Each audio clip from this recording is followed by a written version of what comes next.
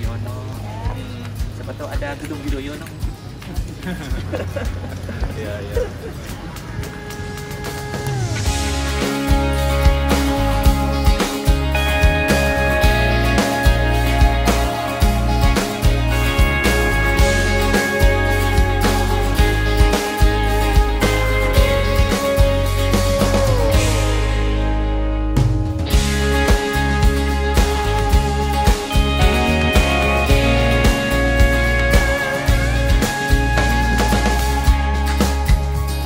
Kami ucapkan selamat datang kepada Bapak Adi Agus Widodo MSc UPH. Selamat datang di dalam Assalamualaikum.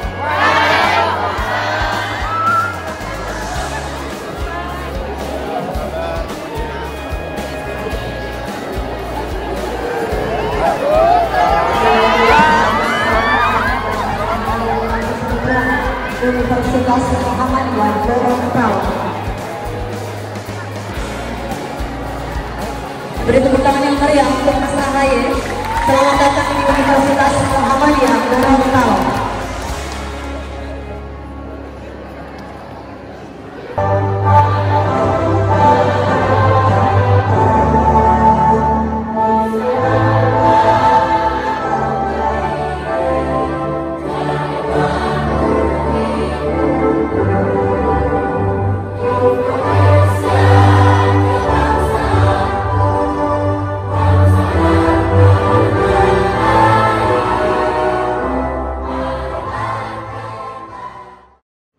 Alhamdulillahirabbil alamin wassalatu wassalamu ala asrofil anbiya'i wal mursalin wa ala alihi washabihi ajmain. Amma ba'du. Selamat pagi dan salam sejahtera untuk kita semua. Apa kabar Bapak Ibu, teman-teman sekalian? Apa kabar? Sehat semuanya? Alhamdulillah, puji syukur marilah kita panjatkan kehadirat Allah Subhanahu wa taala, Tuhan yang Maha Kuasa, karena hari ini kita dipertemukan dalam sebuah kuliah umum dan juga silaturahim yang mudah-mudahan diberikan keberkahan oleh Allah Subhanahu wa taala. Amin. Pertama-tama saya mengucapkan terima kasih yang sebesar-besarnya kepada Bapak Rektor Universitas Muhammadiyah Gorontalo, Bapak Dr. Muhammad Isman Yusuf. Tepuk tangan sekali lagi untuk beliau. Jajaran Wakil Rektor, para dekan, sivitas akademika yang mohon maaf tidak dapat saya sebutkan satu persatu yang saya hormati. Saya juga tentunya menyapa Bapak Gubernur Gorontalo Provinsi, saya ulangi, periode 2009 sampai dengan 2012, Bapak Rusnar Ismail. Tepuk tangan sekali lagi untuk beliau. Dan tentunya teman-teman mahasiswa-mahasiswi Universitas Muhammadiyah Gorontalo dan juga perwakilan dari berbagai perguruan tinggi swasta yang ada di Gorontalo. Tepuk tangan untuk kalian semuanya.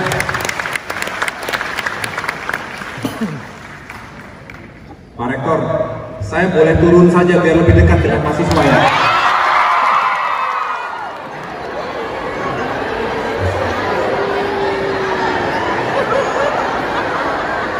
Nanti saya boleh foto bareng nggak dengan teman-teman?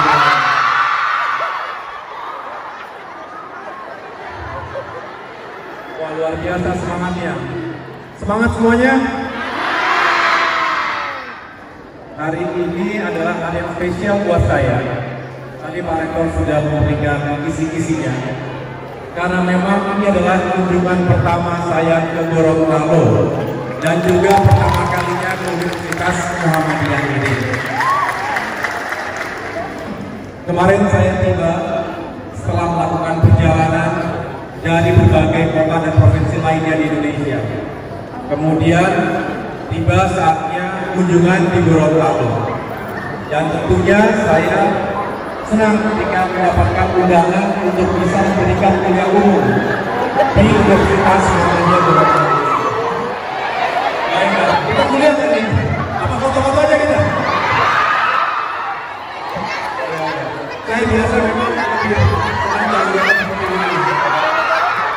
Ini warna biru, apa nih warna biru nih? Oh, banyak kampus biru namanya ya. Ada yang dari selain Muhammadiyah angkat tangan? Perwakilan ya? Ya. Bagaimana saya jadi lupa saya itu ya? Oke, kita hari ini akan mendiskusikan bagaimana Indonesia kita ke depan.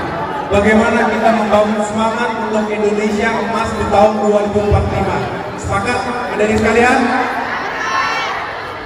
Kita mulai dengan mengapa kita ingin membangun Indonesia kita semakin baik lagi ke depan.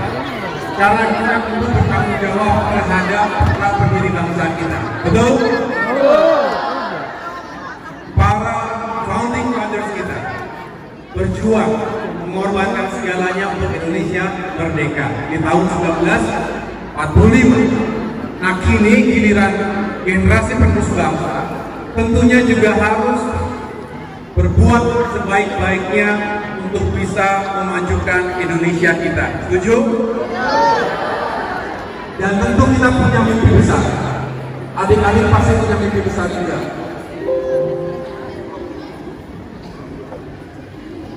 Mimpi besar kita adalah Indonesia emas di tahun 2045. Kenapa 2045? Mengapa 2045 kita harus menjadi negara yang hebat?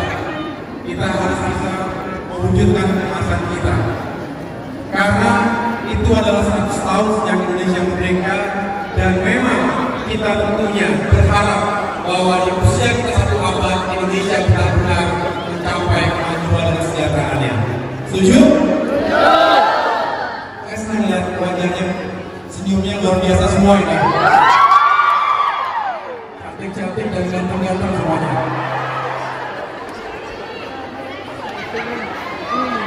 Ini mimpi besar kita.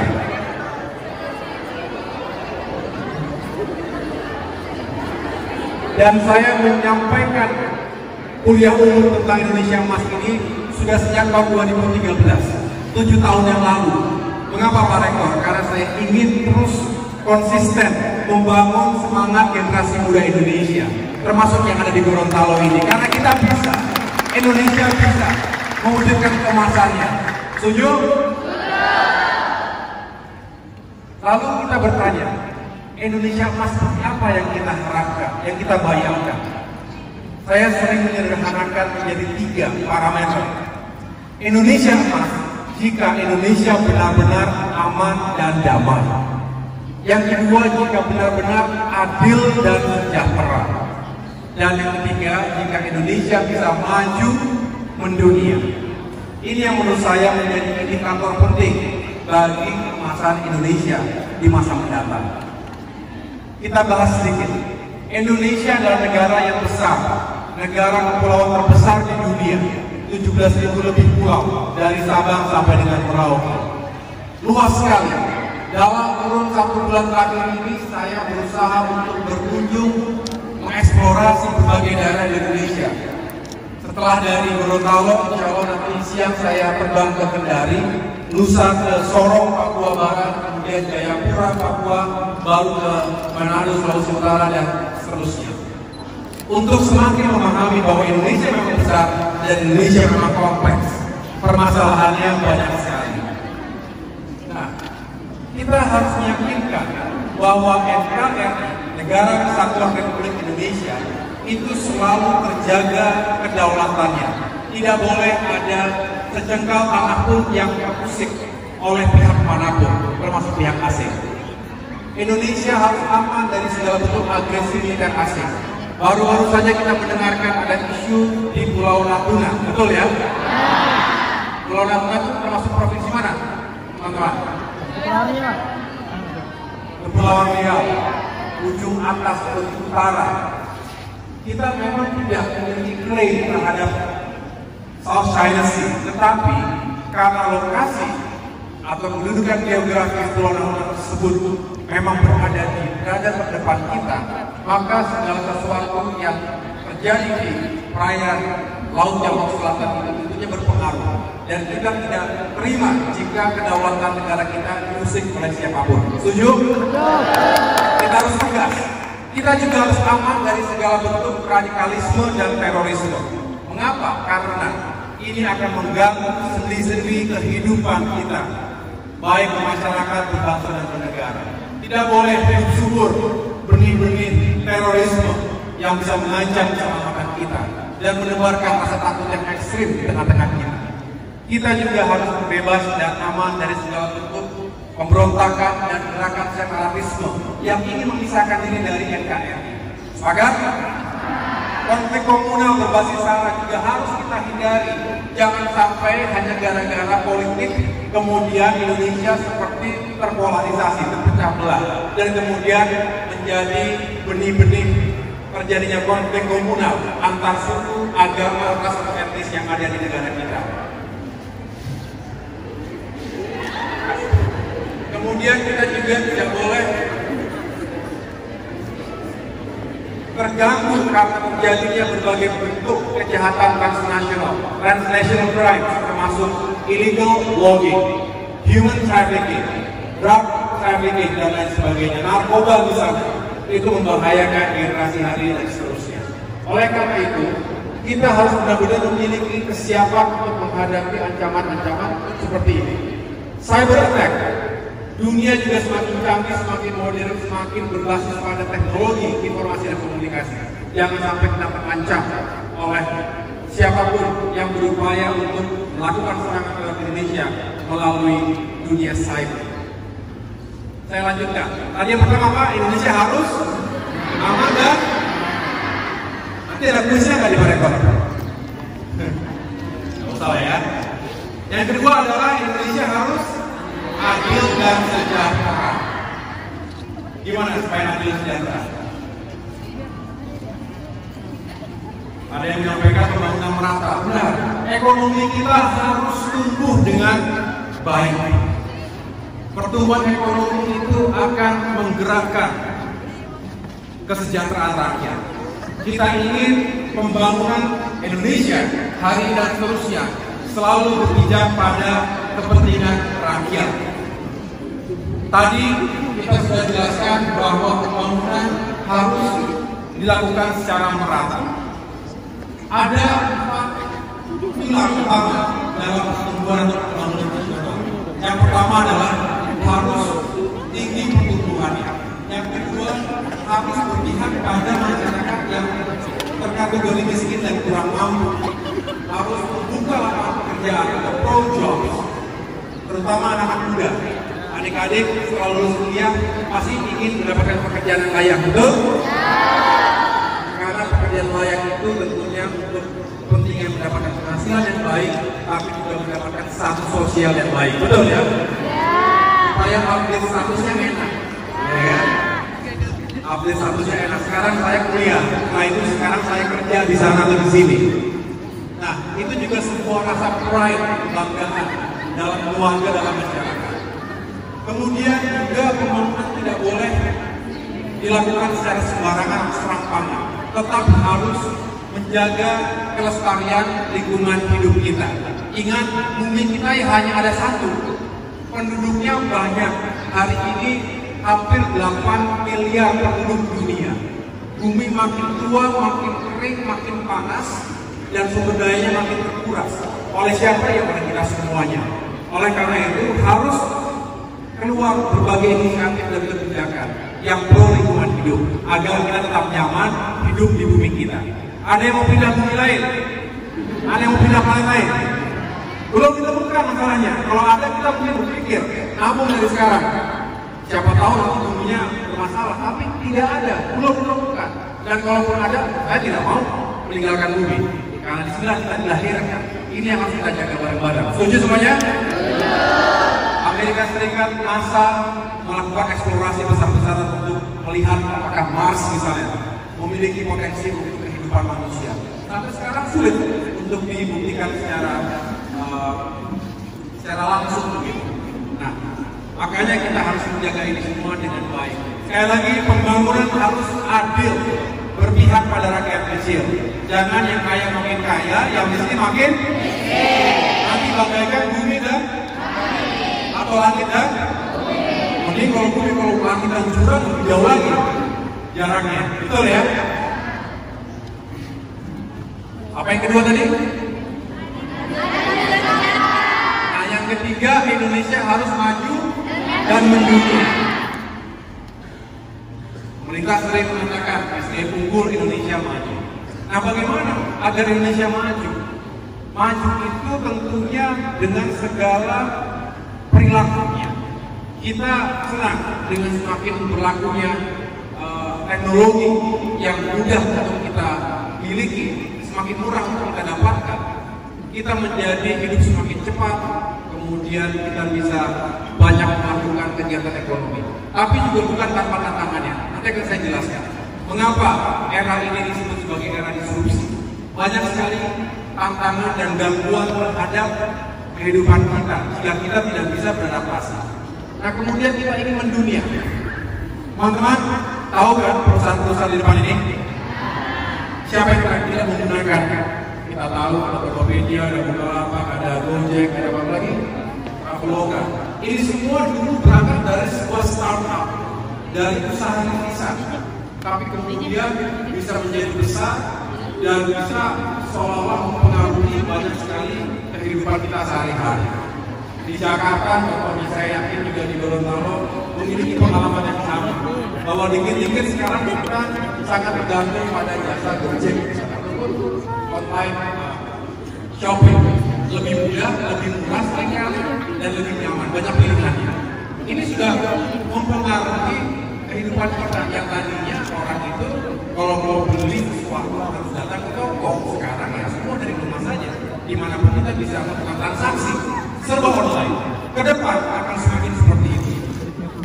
Nah, unicorn Indonesia baru ada 5. Kita berharap ya bukan hanya mereka yang besar, tapi juga entrepreneurs lainnya, usaha-usaha yang lainnya juga sukses dan bahkan bisa menjadi unicorn di kemudian hari. Sehingga kita memiliki produk-produk unggul yang juga mendunia.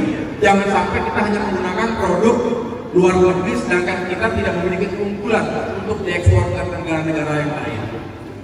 Saya lanjutkan. Tadi saya sudah sebut sedikit era disrupsi. Boleh angkat tangan, saya pengen dengar suara ya. Siapa yang bisa menjelaskan apa itu era disrupsi? Boleh angkat tangan? Apa jawabannya? Mengapa kita hidup dalam era disrupsi hari ini? Silakan. Boleh maju ke sini? Sebutkan nama dan fakultasnya. Baik, terima kasih. Assalamualaikum warahmatullahi wabarakatuh. Nama saya Rama Syafullah dari jurusan Psikologi Universitas Nahdlatul Ulama Gorontalo. Baik, era disrupsi menurut saya adalah satu sistem yang kemudian akan menggantikan sistem-sistem lama. Dalam hal ini contoh kecil adalah transportasi. Kita dulu masih menggunakan sistem konvensional ojek, tapi dengan era digital yang terus berkembang, hari ini kita bisa mengakses dengan akses dunia digital. Itu salah satu contoh. Terima kasih. Assalamualaikum warahmatullahi wabarakatuh. Tepuk tangan. Rahmat. Ada sedikit oleh dari saya itu. Ada lagi. Bisa definisinya ataupun pengertiannya ataupun contohnya aja, contohnya apa? Mengapa kita ada dalam era disrupsi hari ini? Silakan.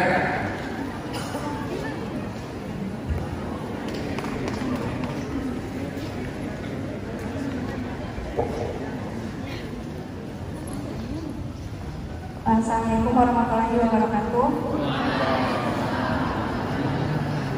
Perkenalkan, nama saya Siti dari Universitas Muhammadiyah Gorontalo, program studi keperawatan. Jadi era disrupsi ini merupakan teknologi yang baru yang mungkin sudah ada di tahun sebelumnya 2019 maupun sampai detik ini. Contohnya seperti kayak misalnya kan Untuk yang kemarin-kemarin itu, kalau misalnya kita ujian masih menggunakan kertas, dan sekarang sudah bisa menggunakan seperti gadget atau laptop dan lain sebagainya. Kemudian untuk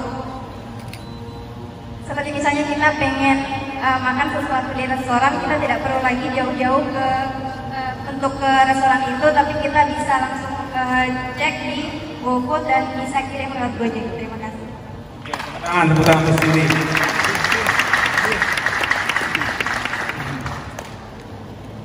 Oke, saya pikir sudah paham kita ya.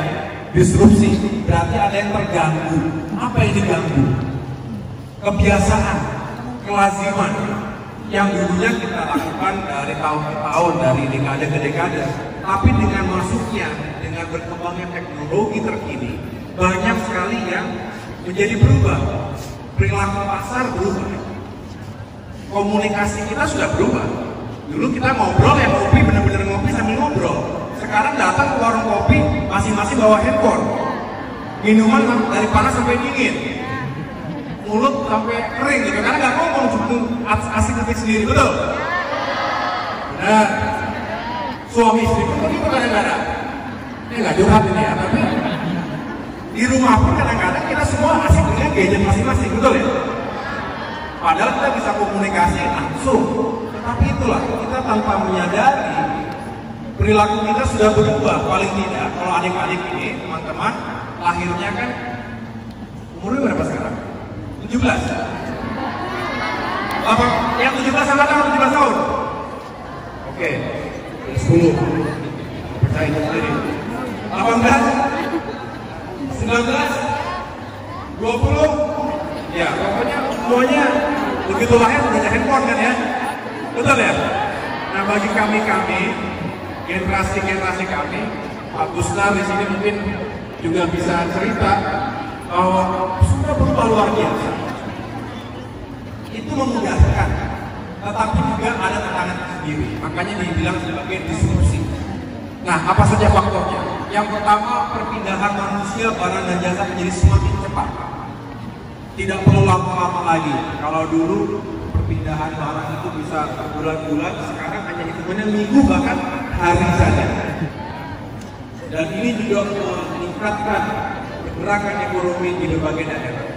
Selain itu, yang sering kita gunakan tadi saya sudah sebutkan, internet, IoT, Internet of Things, cloud computing, big data, social media, semua tak merubah perilaku kita. Bahkan tidak hanya dalam keseharian, dalam politik pun bisa sangat merugikan atau menguntungkan, tergantung siapa yang menggunakan dan dengan tujuan apa.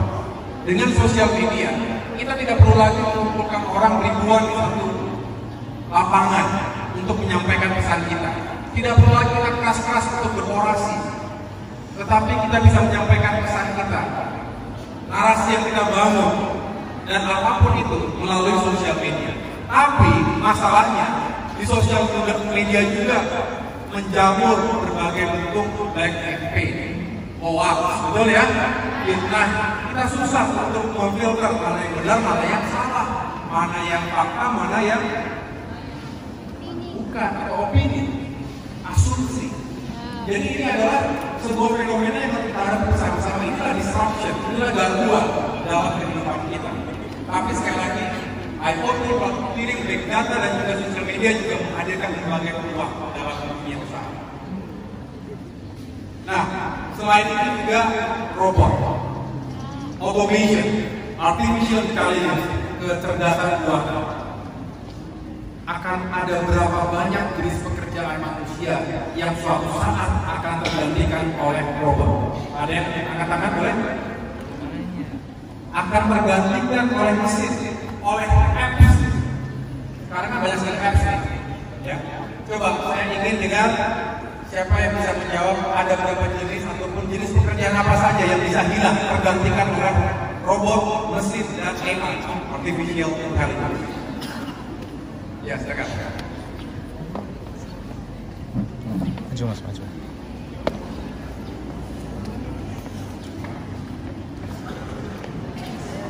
Sebutkan nama dan jodohnya siapa? Bismillahirrahmanirrahim. Assalamualaikum warahmatullahi wabarakatuh. Perkenalkan, nama saya Muladi Baru dari Universitas Pohuwato. Pohuwato, 4 jam. 4 jam ya? Oke. Kapan datang ke sini? Oh tadi. Tepuk tangan dari jauh-jauh. Silakan. Ada beberapa pekerjaan yang akan dikuasai oleh robot yang ke depan. Yang pertama dari keuangan atau bendahara berikutnya yang biasa apa namanya? Kasir.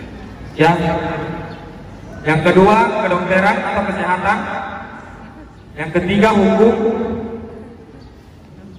Yang keempat adalah transportasi. Contohnya yang dibangun di Jerman yaitu transportasi tanpa pengemudi. Nah, sekarang dilakukan penelitiannya. Ya mungkin hanya itu. Billahi taufiq wal hidayah. Assalamualaikum warahmatullahi wabarakatuh. Waalaikumsalam. Bagus. Oke, terima kasih. Ada lagi yang perempuan? Kesetaraan gender harus diperhatikan.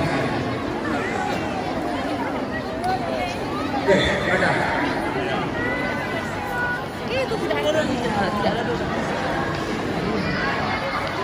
Ini mahasiswi atau pegawai? Oh, pegawai. Ya, terima kasih. Assalamualaikum warahmatullahi wabarakatuh. Ya, menurut saya beberapa perubahan atau era disrupsi yang akhirnya membuat bergeser beberapa atau adanya aktivitas kita yang tergantikan oleh robot itu biasanya dan paling besar itu ada di bagian industri berupa di industri media ataupun yang lainnya seperti adanya perusahaan yang sekarang sudah mulai menggunakan robot untuk kegiatan produksinya, kemudian adanya sekarang yang di Jerman, Amerika dan China maupun Jepang yang sudah menggunakan presenter atau pembawa acara dengan menggunakan robot ataupun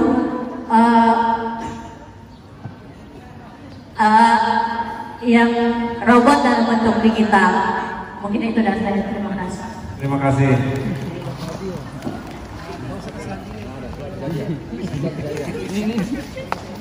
Ya, kasih ya, tepuk tangan sekali lagi. Oke. Memang cukup banyak. Dan rata-rata yang terancam dalam tanda kutip adalah jenis pekerjaan yang repetitif, yang bisa berulang-ulang, karena bisa digantikan oleh mesin algoritma yang bisa membaca big data dengan cepat dan melakukan prediksi terhadap jawaban atau responsnya. Nah, kalau lihat di depan ini, sudah kenal dia? Ya. Sudah datang ke Gorontalo belum?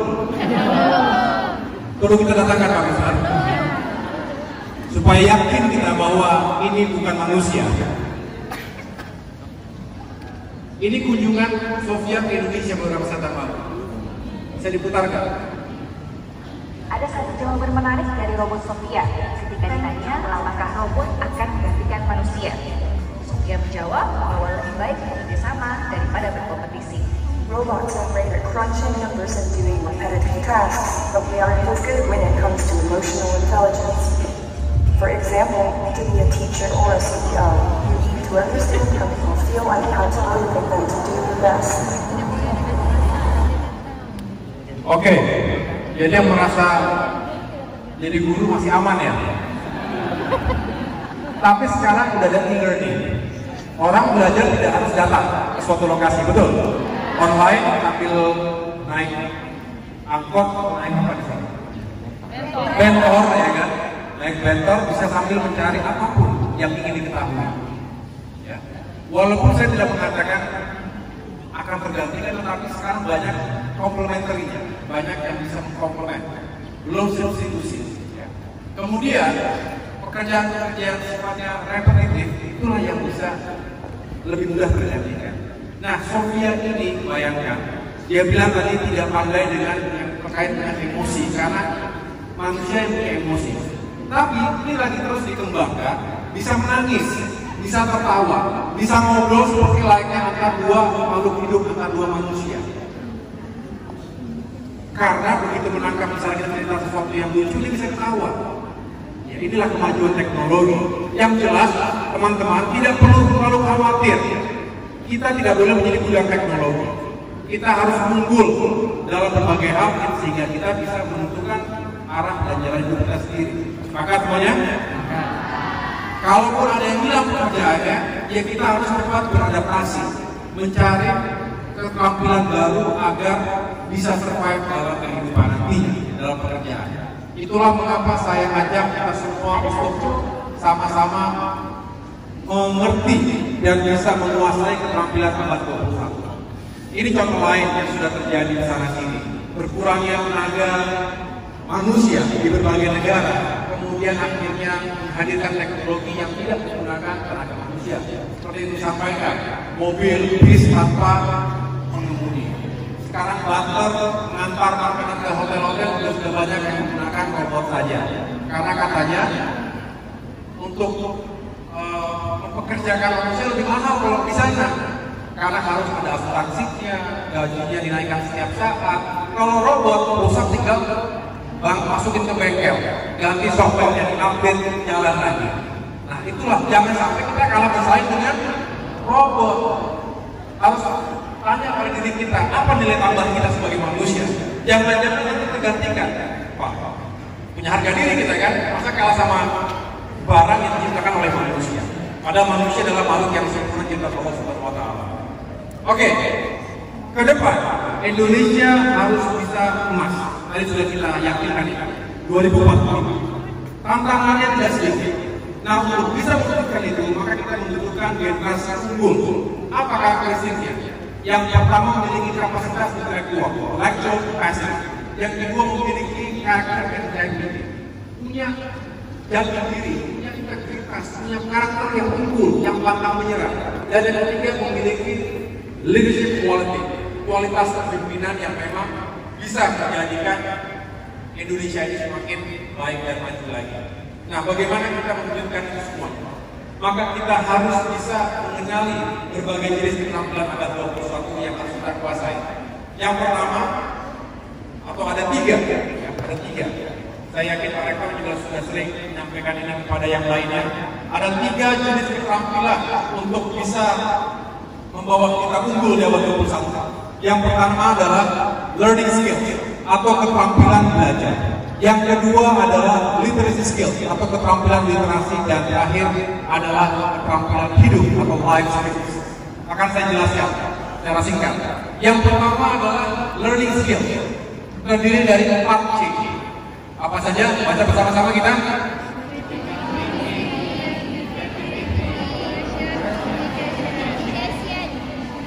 Oke, critical thinking. Yang pertama, berpikir kritis. Nah, coba biasakan diri kita selalu bertanya why, mengapa. Jadi kalau di kelas ada pelajar tidak mengerti atau belum terlalu jelas konsepnya, tanya mengapa. Mengapa kita penting belajar itu? Dari mana asalnya? Jangan asal terima, karena kalau hanya terima kemudian hanya mengejar nilai, begitu lulus kuliah sudah lupa lagi. Jangan lulus kuliah, besok ada pelajaran lain yang kemarin sudah lupa lagi. Nah ini adalah tadi Pak Rektor minta saya juga memberikan tips dan trik untuk bisa mengejar mimpi selanjutnya. Mungkin bisa ada kesempatan buat teman-teman mengambil program-program pendidikan yang lebih tinggi dan lebih jauh lagi. Maka kita biasakan untuk berpikir kritis. Ini juga berguna dalam kehidupan sesungguhnya, dalam pekerjaannya, baik dalam memecahkan masalah maupun dalam mengambil keputusan, dalam decision making. Yang kedua, creativity, think and act outside the box. Sering mendengarkan itu ya? Berpikir di luar kotak, di luar dari kebiasaan. Bukan berarti kita tidak patuh pada aturan dan juga norma lazimah, tetapi selalu melihat masalah itu dari berbagai perspektif. Jangan dari sisi itu saja. siapa tahu di luar kebiasaan tadi ada tersedia solusi lain yang lebih baik dan lebih relevan hari ini dibandingkan masa lalu.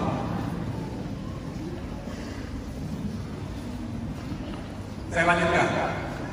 Selain aktivitas, ini di Gorontalo kan? Desa Lamau, Bone, Ulang. Udah pernah ke sini? Saya belum pernah ke sana masalahnya. Apa di sana? Ada desa digital. Dan saya bangga menjadi desa IoT, Internet of Things pertama di Indonesia. Artinya ada sebuah kesadaran di desa ini, mudah-mudahan saat saya bisa datang ke sana, untuk bisa menggunakan segala fasilitas teknologi informasi dan komunikasi terkini untuk bisa memudahkan kehidupan.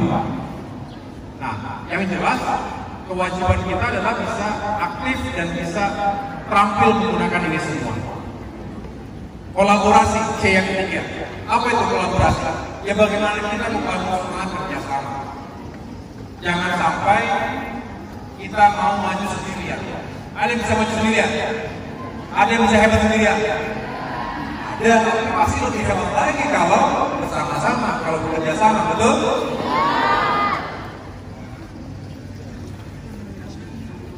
Competition makes us faster. Kompetisi dibuat kita lebih cepat karena kita akan bersaing. Tapi collaboration makes us better, makes us stronger. Tapi berkolaborasi akan membuat kita semakin baik, semakin solid, semakin kuat, juga tentunya bisa mewujudkan Indonesia yang masa di 2045. Karena tidak ada yang Superman di ruangan ini, betul? Ada yang Superman di sini? Pasti tidak ada. Karena Superman pun juga membutuhkan super team. Lihat tampilan Superman itu. Awalnya sendirian dia, lama-lama dia panggil Batman, ya kan? Panggil siapa lagi? Flash, gitu ya? Wonder Woman dipanggil lagi dia. Udah bareng-bareng lah, melawan sesuatu yang lebih hebat lagi. Ini juga ada patah dari Afrika. If you want to go fast, go alone. Kalau mau cepat, lari sendirian. Berjalan sendirian, karena nggak ada beban. Kalau kita punya kekuatan, kita bisa jalan dengan cepat. Nggak perlu nungguin yang lainnya. But if you want to go far, kalau ingin berpergian lebih jauh lagi, maka pergilah bersama-sama. Go together. Itu yang juga relevan. Kita tidak bisa berjalan sendirian, apalagi berlari sendirian. Ada yang kenal Eliud Kipchoge? Ada yang tahu? Ada di ruangan ini yang pelari, yang suka lari, ada? Suka lari, dari kendaraan.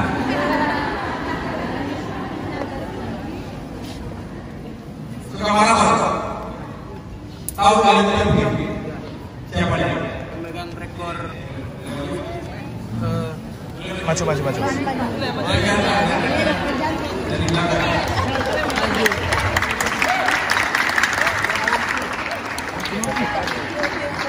Sebutkan nama dan istrinya dulu. Belum. Bismillahirrahmanirrahim. Assalamualaikum warahmatullahi wabarakatuh. Nama saya Renaldo Winto dari Fakultas Ilmu Kesehatan Prodi Psikologi.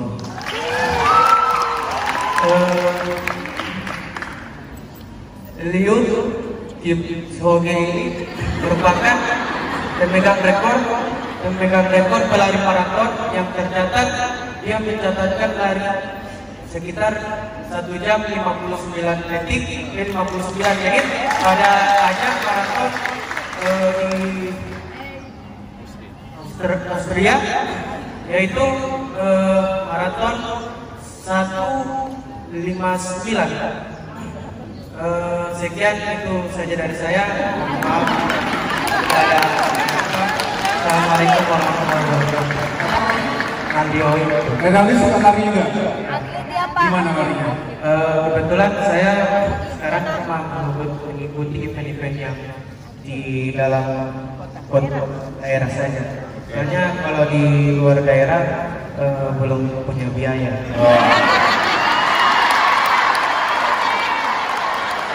Pak Rektor, punya pelari di kampusnya. Sekali disupport nanti kalau jangan lari dari kenyataan hidup ya. Oke, terima kasih. Tepuk tangan. Benar. Eliud Kipchoge adalah seorang pelari fenomenal dari Kenya. Baru-baru saja belum lama ini berhasil memecahkan rekor yang belum pernah dipecahkan oleh manusia sebelumnya, yaitu berlari maraton. Ini bayangkan, adik-adik yang bukan pelari mungkin belum terlalu bayangkan, lari 42 km. Jauh nggak 42 km? Dari mana ke mana nih? Gorontalo ke bandara. Lebih jauh lagi, 42 km berlari dan ditempuh kurang dari 2 jam.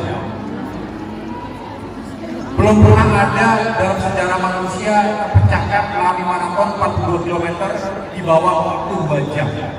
Dipecahkan 1 jam 59 menit sekian detik. Mengapa dia bisa? Karena ia adalah petarung yang bekerja dan berlatih dengan keras pagi siang malam dari lahir, istilahnya gitu. Bukan karena negaranya dikejar-kejar cita, tetapi memang dia berlatih pagi siang malam. Dan yang penting adalah, yang belum banyak orang tahu, dia tidak sendirian.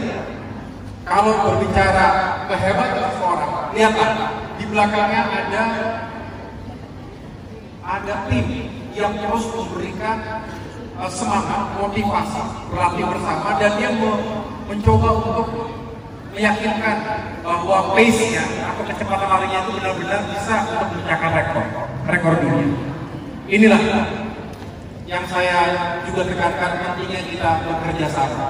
Selama ini dia belum begitu dipersiapkan dengan baik, nanti dia bisa mencapai rekor.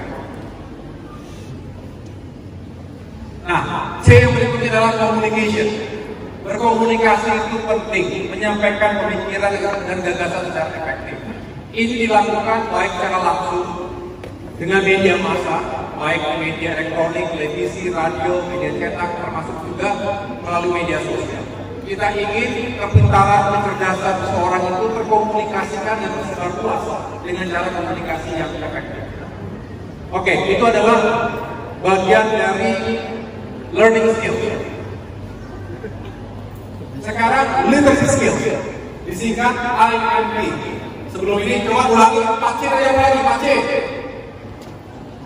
Masih ingat? Nah, ini lagi. Pertama adalah critical thinking. Kedua, creativity. Yang ketiga, collaboration. Betul. Yang keempat, communication. Nah, sekarang literacy skill, keterampilan literasi, disingkat IMT atau IMT. Pertama adalah information, yang kedua media, dan yang ketiga adalah teknologi. Kita lihat. Nah, zaman yang serba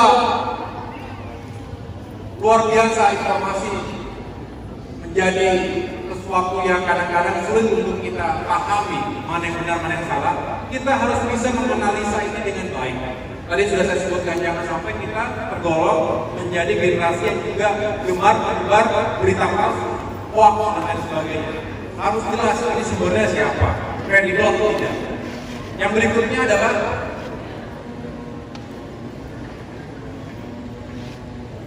media literacy, kemampuan menganalisa dan mengevaluasi pemberitaan media. Media massa juga belum tentu benar. Kita harus memiliki kemampuan analitis yang baik. Kemudian yang terakhir adalah teknologi.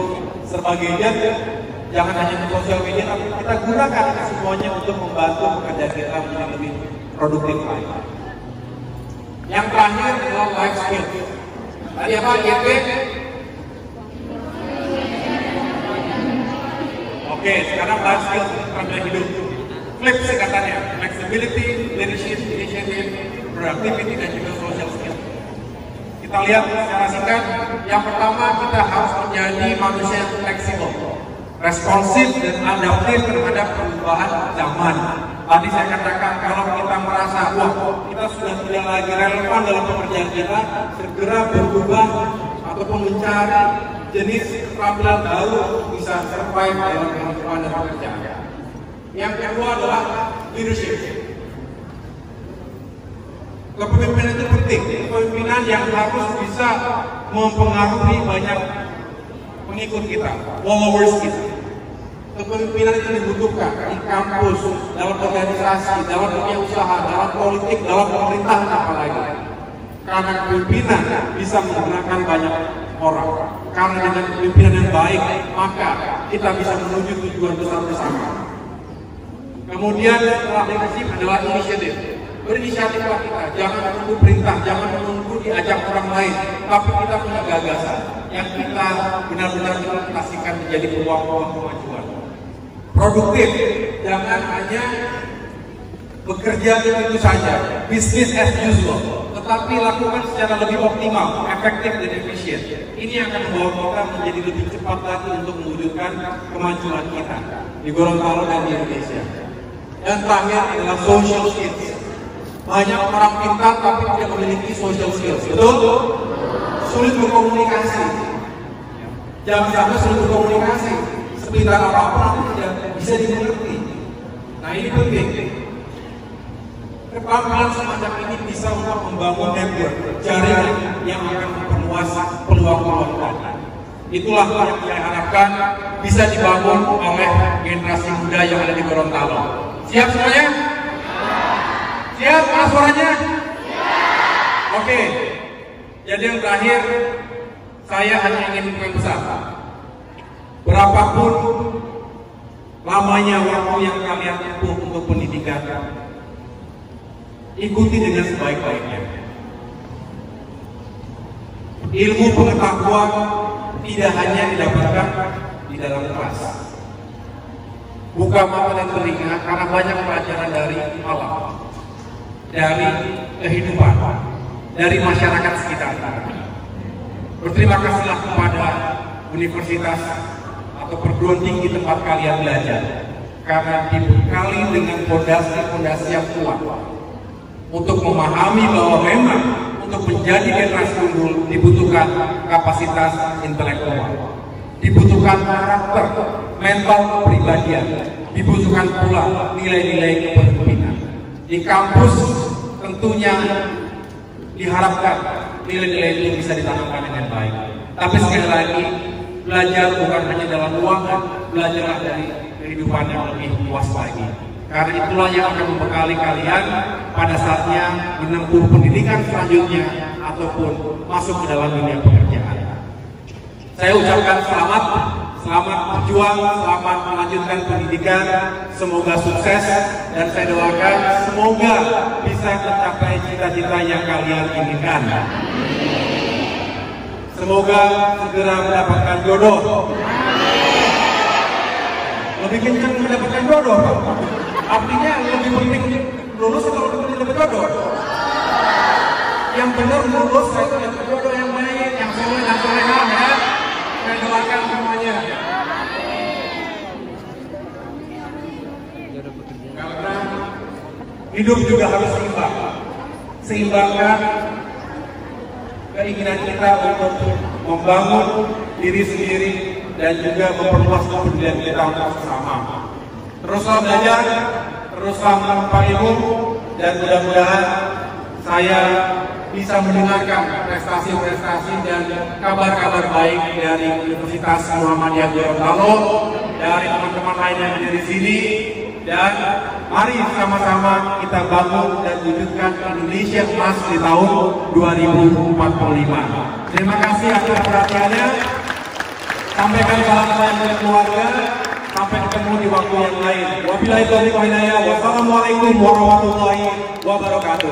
Ya, kita berikan tepuk tangan untuk Mas Ahaye atas Stadion General pada hari ini.